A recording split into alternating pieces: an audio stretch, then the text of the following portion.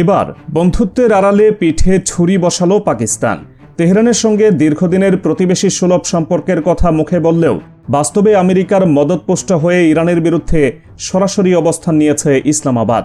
একদিকে তারা শান্তির মধ্যস্থতাকারী হিসেবে নিজেদের বিশ্ব দরবারে তুলে ধরার চেষ্টা করছে, অন্যদিকে গোপনে এবং ইরানের বিরুদ্ধে সামরিক জোট পাকিয়ে ইরানকেই শেষ করে দেওয়ার পায়তারা করছে।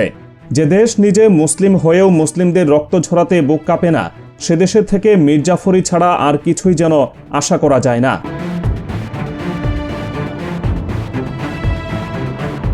গত 28 ফেব্রুয়ারি থেকে 8 এপ্রিল পর্যন্ত মার্কিন ও ইসরায়েলি যৌথ হামলা যখন ইরানের নিষ্পাপ শিশুর রক্ত ঝরিয়েছে, আন্তর্জাতিক আইনে তোয়াক্কা না করে দখলদার বাহিনী যখন সর্বোচ্চ নেতা আয়াতুল্লাহ আলী খামেনিকে হত্যা করেছে, তখন কয়েকটা সস্তা বিবৃতি দিয়েই ক্ষান্ত থেকেছে ইসলামাবাদ। তেহরানের এই চরম শোক এবং অস্তিত্ব সংকটের মুহূর্তে একটি মুসলিম দেশ হিসেবে পাকিস্তানের উচিত ছিল বুক চিতিয়ে সরাসরি ইরানের পাশে দাঁড়ানো, কিন্তু তার বদলে বিশ্ববাসী দেখল ইসলামাবাদের চরম মেরুদণ্ডহীনতা। পাকিস্তানের প্রতিরক্ষা মন্ত্রী লোক দেখানো সহানুভূতি কোড়াতে সামাজিক যোগাযোগ মাধ্যমে ইসরায়েল একটি অভিশাপ লিখে একটি পোস্ট করেছিলেন ঠিকই, কিন্তু প্রভু আমেরিকার ধমকের ভয়ে মুহূর্তের মধ্যেই অত্যন্ত নির্লজ্জভাবে সেই পোস্ট মুছে ফেলতে বাধ্য হন তিনি।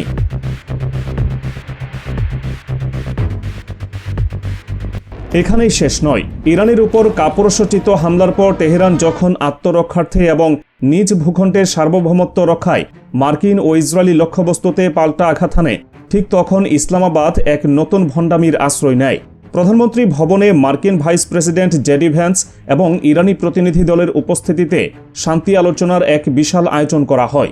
তেহরানকে বোঝানোর চেষ্টা করা হয় যে পাকিস্তান এই সংঘাত থামাতে শতভাগ আন্তরিক, অথচ এটি ছিল সম্পূর্ণ একটি আইওয়াশ।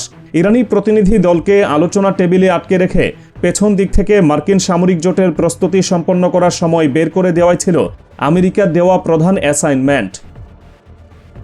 ঠিক যে শনিবার ইসলামাবাদে ইরানকে নিয়ে এই লোক দেখানো শান্তি বৈঠক চলছিল, ঠিক সেই দিনটিতেই সৌদি আরবের কিং আব্দুল আজিজ বিমান ঘাঁটিতে অবতরণ করে পাকিস্তানের ফাইটার জেটের বিশাল বহর। একটি শান্তি আলোচনা চলাকালীন কোনো দেশ কেন অন্য একটি রাষ্ট্রে নিজেদের যুদ্ধ বিমান পাঠাবে? এর পেছনের সত্যটি অত্যন্ত ভয়ঙ্কর।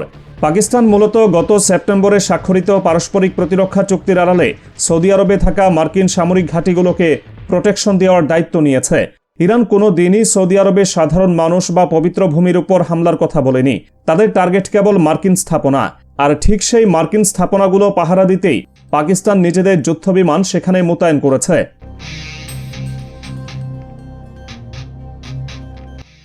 শুধু তাই নয়, গত 28 ফেব্রুয়ারি ইরানের উপর ভয়াবহ হামলার ঠিক কয়েকদিন আগে, অর্থাৎ 18 থেকে 20 ফেব্রুয়ারি পর্যন্ত ওয়াশিংটনে একটি অত্যন্ত গোপন এবং হাই প্রোফাইল সফর করে পাকিস্তানের শীর্ষ নেতৃত্ব। পাকিস্তানের প্রধানমন্ত্রী শেহবাজ শরীফ এবং উপপ্রধানমন্ত্রী ইশাকদার হোয়াইট হাউসের শীর্ষ কর্মকর্তাদের সাথে টানা 3 দিন রুদ্ধদ্বার বৈঠক করেন। এই বৈঠক কোনো সাধারণ দ্বিপাক্ষিক আলোচনা ছিল না। আন্তর্জাতিক বিশ্লেষকদের ধারণা, ওই 3 দিনের সফরেই ইরানের উপর হামলার চূড়ান্ত নকশা অনুমোদন করা হয় এবং এই মহাযুদ্ধে পাকিস্তানের ভূমিকা কী হবে তা পর্দার আড়ালে নির্দিষ্ট করে দেয় ট্রাম্প।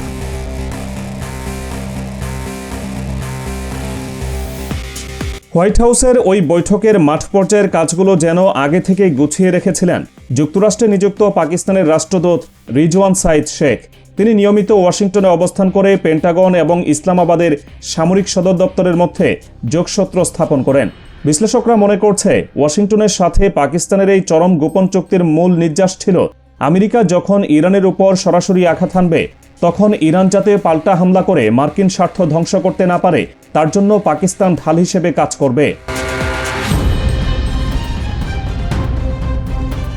গত সেপ্টেম্বর মাসে রিয়াদ ও ইসলামাবাদের মধ্যে যে মিউচুয়াল ডিফেন্স প্যাক্ট স্বাক্ষরিত হয়েছিল, সেটিও এখন ইরানের বিরুদ্ধে প্রধান অস্ত্র হিসেবে ব্যবহৃত হচ্ছে। চুক্তির শর্তে বলা হয়েছিল, সৌদি আরবের ওপর যে কোনো হামলাকে পাকিস্তান নিজের উপর হামলা বলে গণ্য করবে। সাধারণ দৃষ্টিতে এটি সৌদি পাক চুক্তি মনে হলেও এর আসল মাস্টারমাইন্ড যুক্তরাষ্ট্র।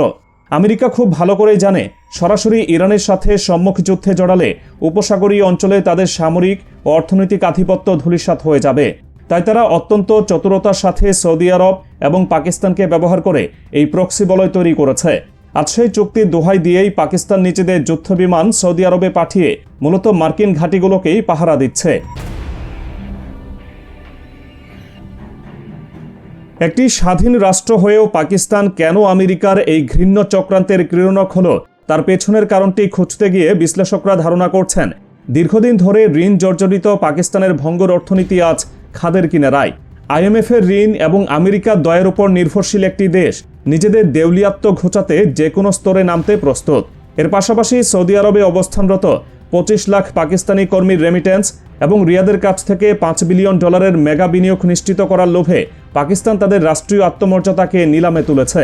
কয়েক বিলিয়ন ডলার আর ঋণের কিস্তির বিনিময়ে একটি প্রতিবেশী রাষ্ট্রে ধ্বংস ডেকে আনতে সরাসরি ওয়াশিংটনে দালালি করতেও তাদের বুক কাঁপেনি। ইসলামাবাদে বর্তমানে যে নাটক মঞ্চায়িত হচ্ছে তা ইতিহাসের অন্যতম বড় একটি প্রহসন। প্রধানমন্ত্রী শেহবাজ শরীফ ও সেনাপ্রধান অসীম মনির বিশ্বকে দেখাচ্ছেন যে তারা মধ্যপ্রাচ্যে শান্তি ফেরাতে মধ্যস্থতা করছেন। মার্কিন ভাইস প্রেসিডেন্ট জেডি ভেন্সকে পাশে বসিয়ে ইরানি প্রতিনিধি দলের সাথে তারা যে আলোচনা চালিয়েছে তা মূলত ইরানকে বিভ্রান্ত করার একটি নিখুঁত ফাঁদ। পাকিস্তান একদিকে আলোচনা টেবিলে ইরানকে শান্ত থাকার পরামর্শ দিয়ে সময়ক্ষেপণ করছে, অন্যদিকে সৌদি আরবের মাটিতে নিজেদের সামরিক উপস্থিতি বাড়িয়ে তেহরানের উপর মানসিক এবং কৌশলগত চাপ সৃষ্টি করছে। এই আলোচনার মূল লক্ষ্য শান্তি নয়, বরং আমেরিকাকে সময় কিনে দেওয়া, যাতে তারা এই অঞ্চলে নিজেদের যুদ্ধাস্ত্র আরও সুসংহত করতে পারে। আমেরিকার মদদে ইসরায়েল যখন প্রতিনিয়ত মধ্যপ্রাচ্যে লাশের পাহাড় তৈরি করছে, তখন একটি শক্তিশালী মুসলিম দেশ হিসেবে পাকিস্তানের নৈতিক দায়িত্ব ছিল ইরানের পাশে দাঁড়ানো, কিন্তু তারা সরাসরি বেছে নিয়েছে বেইমানির পথ। ইতিহাস সাক্ষী দেয়, ব্যক্তিগত স্বার্থে নবাব সিরাজউদ্দৌলার সাথে বেইমানি করে মির্জাফর যেমন পুরো ভারতবর্ষকে ব্রিটিশদের হাতে তুলে দিয়েছিল, ঠিক তেমনই পাকিস্তান আজ নিজেদের কিছু সাময়িক অর্থনৈতিক সুবিধা এবং ক্ষমতার লোভে পুরো মধ্যপ্রাচ্যকে আমেরিকার যুদ্ধক্ষেত্রে পরিণত করতে সহায়তা করছে। তেহরানের প্রতি ইসলামাবাদের এই বিশ্বাসঘাতকতা শুধু আঞ্চলিক রাজনীতিকেই অস্থিতিশীল করছে না, বরং সমগ্র বিশ্বের সামনে একটি রাষ্ট্রের নগ্ন সুবিধাবাদী চরিত্রকে উন্মোচন করেছে। ফেব্রুয়ারির ওয়াশিংটন সফর থেকে শুরু করে জেডি ভেন্সের সাথে হাত মেলানো এবং একই দিনে রিয়াদে যুদ্ধবিমান পাঠানো, প্রতিটি ঘটনা একই সুতোয় গাঁথা। এই ঘটনাগুলো সন্দেহাতীতভাবে বিশ্বকে বুঝিয়ে দিল ইরান হামলায় যুক্তরাষ্ট্রের সাথে পাকিস্তানের সরাসরি এবং গভীর সম্পৃক্ততা রয়েছে। তেহরান এখন কেবল আমেরিকা বা ইসরায়েলের বিরুদ্ধে লড়ছে না, তাদেরকে লড়তে হচ্ছে ঘরের পাশের এক মুখোশধারী শত্রুর বিরুদ্ধেও, যারা বন্ধুত্বের আড়ালে প্রতিনিয়ত পেছনের দরজা দিয়ে আক্রমণ শানাচ্ছে। ইরানের বিরুদ্ধে এই সুগভীর ষড়যন্ত্র এবং পাকিস্তানের এই চরম মির্জাফরি আগামী দিনের আন্তর্জাতিক রাজনীতিতে বিশ্বাসঘাতকতার এক নিকৃষ্টতম উদাহরণ হিসেবে স্বর্ণাক্ষরে লেখা থাকবে।